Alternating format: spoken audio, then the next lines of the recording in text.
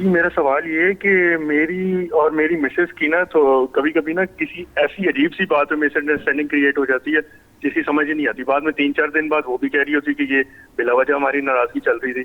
मतलब ये बिला वजह की जो हमारी नाराजगी है, इसके ऊपर कोई या नजर है या हसद है या क्या मामला मुझे नहीं पता।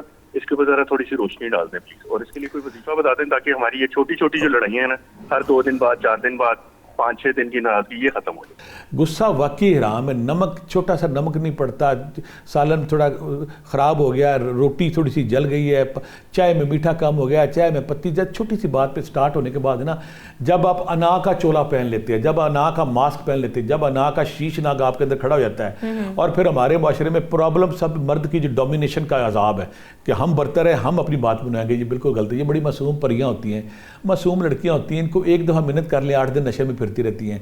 मर्द को पहले अपनी डोमिनेशन, अपनी अना, अपना गरूर, अपना तकब्बर ख़त्म करना चाहिए।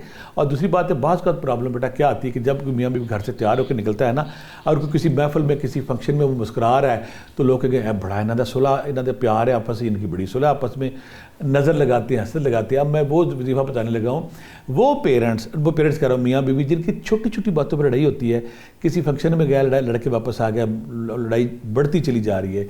अगर ये जो मैं बताऊँगा करेंगे तो इंशाल्लाह उनकी लड़ाई नहीं होगी, उनकी मोहब्बत बढ़ेगी, प्यार बढ़ेगी। करना क्या है, या वदूदो या कबीरो, मुतासरा मरीज़, मुतासरा मरीज़ जो है ना, वो ये पढ़ सकता है, जो मतलब मियाँ तंग कर रहा है तो बीवी पढ़े, बीवी तंग करे मियाँ पढ़ रहे।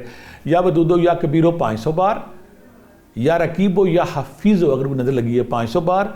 और फिर मैं अक्सर कहता होता हूँ, जिस तरह माँ को इजाज़त है ना अपने बेटे को अपनी तरफ करने के लिए, इस तरह हर बीवी को राइट है, हर मियाँ को राइट है कि वो अपनी बीवी को खिलाए पिलाए। सूरह रोम की आयत नंबर 21, अगर आप सूरह रोम की आयत नंबर 21 11 बार किसी चीज़ पे मीठा दम करके, किसी चॉकलेट पे, मीठे पे, मिठाई पे, खाने पे अपने मुतासरा फरीक को देते हैं, तो यकीन करें उसका गुस्सा मर जाता है, गुस्सा दोबारा नहीं होता।